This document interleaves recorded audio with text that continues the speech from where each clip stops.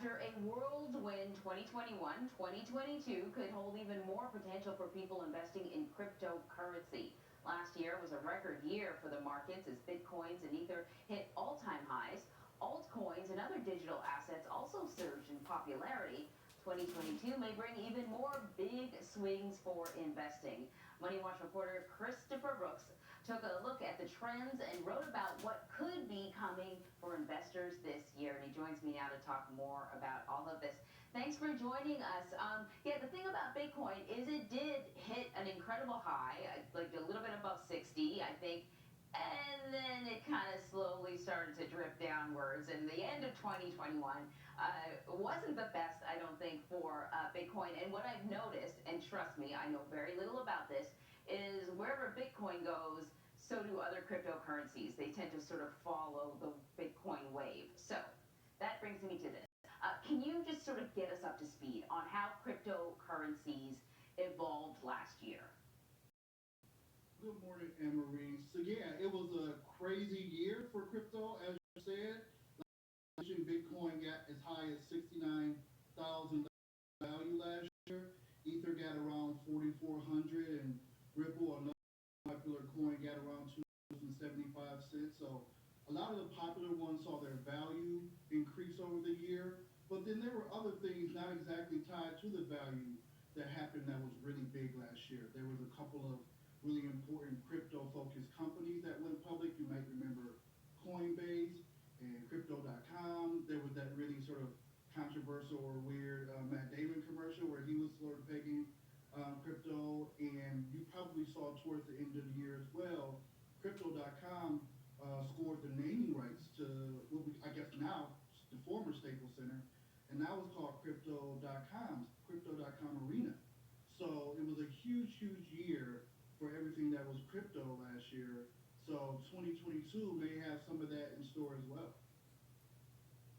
Yeah, and I think, it probably helped in a way that a lot of people were home during the pandemic. You had kind of the surging popularity of apps like Robinhood that made it really easy to buy crypto. You didn't need like a crypto wallet anymore. You could just sort of buy it the way you would buy any stock. So you get a lot of novices like me suddenly, dabbling in cryptocurrency.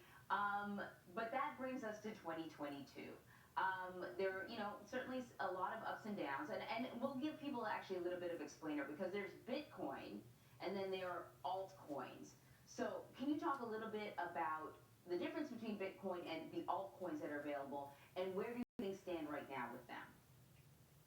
Yeah, I like to use a very simplistic version and explain the two differences to people this way. So altcoins, very specifically, is every other coin except Bitcoin, right? Bitcoin is sort of the most popular one, and perhaps in its own stratosphere.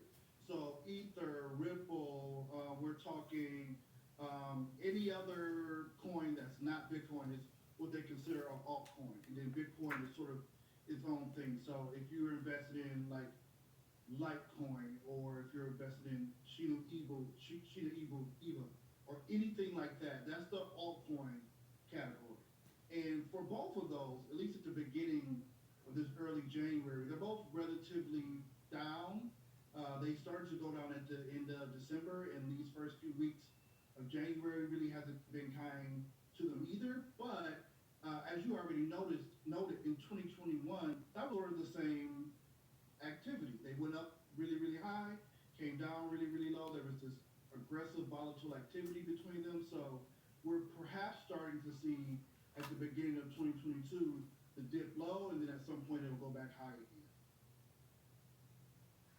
It's been interesting watching the conversation about cryptocurrency kind of broaden, because I think it used to be just amongst people who were already kind of converts, and then now other people are talking about it. And it's really sort of two extremes. Like some people are evangelists and they're, insisting that you get involved in cryptocurrency, but other people are basically calling it smoke and mirrors. And talking about that cryptocurrency is supposed to be independent, but they are sort of influenced by kind of the mainstream economy. So I'm curious, the investors that you spoke to, what do they expect for 2022? Are these swings going to continue? What are they saying? The investors I spoke to expect those wild swings, and they're still going to invest knowing that that's going to happen. They expect it to happen. They're okay with it. They are what I call sort of those long-term investors, right? So they're not really going to watch the markets every day and get a heart attack over the wild swings. They're just going to put their money in there periodically or regularly and just ride this thing out for the long term.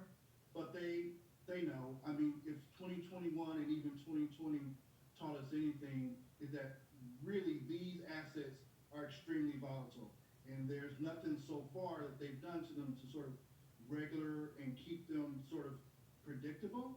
So if you're going to invest in cryptocurrencies, you sort of have to come knowing that those swings are going to happen and be okay with it. And one of the things that keeps crypto investors on the edge of their seat is whether or not regulators will jump in and start to try to create some rules around this stuff because, it is very volatile and you can win big and you can lose big. What sort of effect do we think the either regulators stepping in or even the speculation that regulators may step in, what sort of effect could that have on the worth of some of these cryptocurrencies? Well, what I'm hearing so far is so there's a separate category of cryptocurrency called stable coins that the government is much more likely to regulate because these coins are closer tied to commodities, right? Closer tied to gold or to cattle oil or something like that. So their swings on the market aren't as aggressive.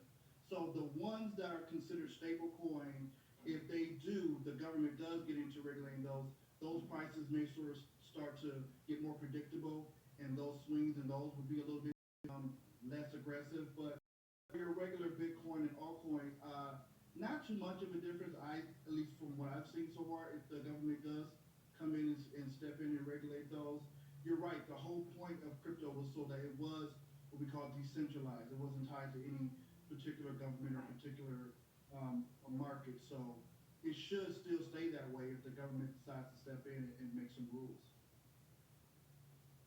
Well, Christopher, you've managed to shed a little bit more light on it for many of us. It's still sort of a big dark hole for me, but I appreciate it. Christopher, thank you very much.